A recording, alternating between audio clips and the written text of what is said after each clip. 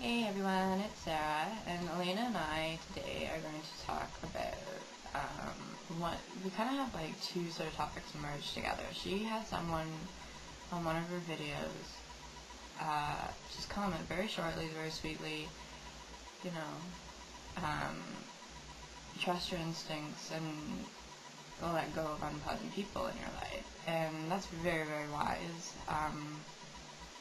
and very good advice, I think. And then we had an email that I got from one of my really good friends, and she was wondering about the situation with certain friends, because she felt like when she was at a really, really low point, that certain friends had left her, and didn't help her out, or didn't try to keep in contact with her, and now that she's not, and they've reconnected, it's kind of like nothing happened.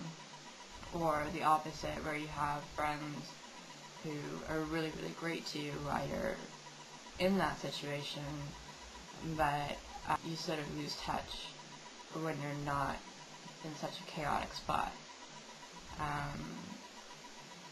First of all, the comment about trust your instincts, it's so right, it's so real.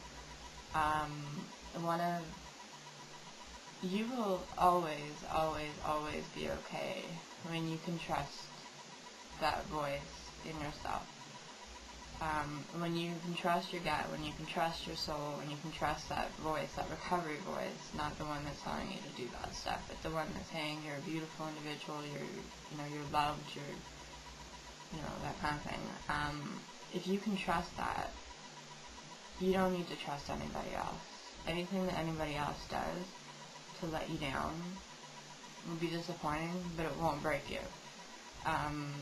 So ultimately that's one of the goals of recovery, of mine for sure, but I think it should be ultimately a goal of recovery for everyone, is getting to the point where you're okay with yourself and okay with who you are, that's the only person you need to trust, that, whatever happens, you trust that you can get over it and you can get through it. I mean, it'll be painful, it'll be hard, it'll be whatever, but it won't break you or stall you or stop your life. So I think that's incredibly wise advice. And ruling out unpleasant people, well, that's always good advice. I think along the terms of energy a lot, and it's kind of a little bit of like the Buddhist sort of Eastern train of thought with the GBT and the yoga and like that kind of thing. It's kind of that, but not really. I feel like there are two types of people. There are the types of people that bring something to your relationship. So they bring positive energy, they bring life, love, laughter, and then there's people who drain from the energy. I feel very strongly that there are no neutral relationships. There's either one or the other. You don't have to be like one all the time. You can have certain days where you're one or the other, but basically, if someone is draining on you, or not even just sort of annoying or whatever, you need to get rid of them as best you can. It's hard when it's family and that kind of thing, but that's why you create things like heart families. I have a heart family, the ones that I really, really love, that I let close to me, and yeah, it's different than my biological family, or it's different than my family that I grew up with, or something like that.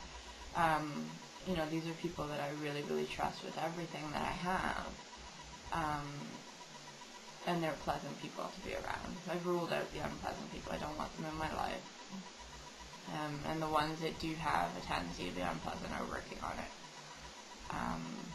That's definitely very wise advice. In terms of the email I got from my friend,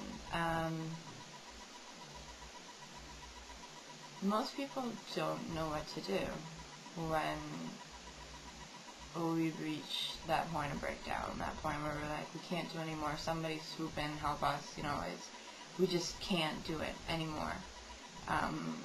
Most people don't know what to do, especially when it gets complicated, like suicide and self-injury and eating disorders, and people just don't know what to do. But they still love and care and adore for you so much, so they distance themselves. It's not out of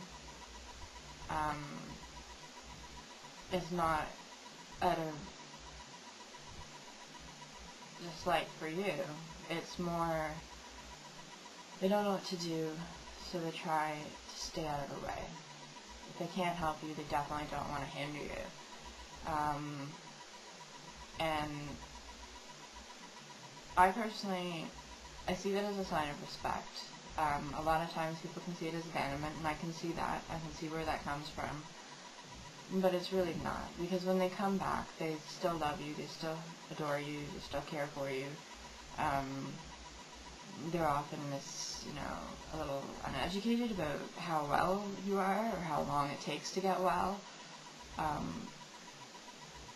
But they don't know what to do with the eating disorder part, or with the or with the hard parts, the parts that are difficult for you to deal with, and that you've been dealing with on your own. They don't know how to deal with that. They need to be educated, and then when they do get educated, oftentimes it's a lot easier for them to be involved in that part of your life. But until then, they just don't want to get involved because they don't want to hurt you. They don't want to stand in your way, so they stand out of the way. And then when you come back and you seem well enough that you're recognizable again, they're so excited to see you that they just want to pick up where they left off. They don't realize that you're a different person. And that's unfortunate. We really need to start educating people on that. But that's basically, I think, what goes on in people's heads. I don't know, I'm not a very good mind reader, but that's what would go on in my head if I were them. Then the other thing is when friends who swoop to your side when you're having a very, very hard time, and then they sort of forget you when you're not.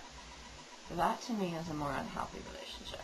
Of the two, that's definitely the more unhealthy for me. It's, we have people who love to help people, who love to, aid people and help them through things that are really, really rough. And, I mean, that's why we have doctors and nurses and a whole bunch of healthcare people and therapists and that kind of thing. But when the relationship is founded, or the friendship is founded basically only on that, it's not a very genuine friendship. Or maybe it is very genuine because, it's still founded on love and caring and relationships and, adoration and stuff, but it's not founded on anything of substance. And at that point, you're going to get to the point where once both parties are well, you're not going to have anything to relate to, and that can be a problem. I'm not saying that those friendships aren't valuable. They certainly are, but they're not forever. And goodbye is not a bad thing.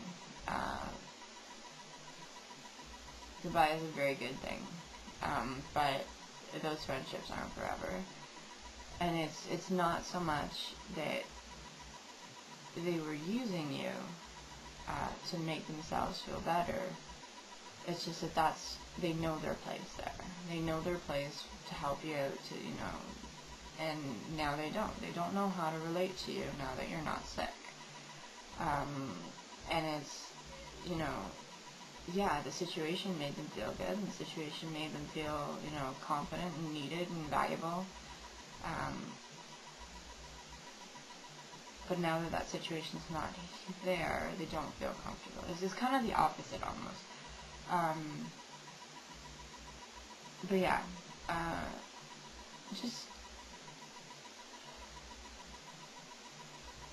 we tend to let things go on overdrive and run with our minds, and most people, if they're very well intentioned, we give them the benefit of the doubt.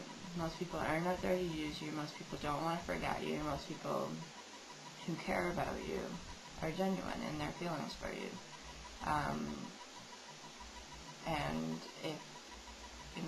if they're not, or if you don't feel like they are, trust your instincts, rule them out of your life. And if they change their mind, ask your instincts, should I reevaluate this? And if you decide yes, then, come back expecting nothing, being pleasantly surprised, or knowing that you were right, and get rid of them again, or keep them in your life. It's just trust who you are, or trust your instincts, because as long as you can trust yourself, you'll be able to trust everyone else. Because you'll be able to trust that you can get through them, or through with them, and through whatever they put in front of you. And yeah, so that's my thing for today, and I hope you enjoyed it. Take care. Have a good week, everyone.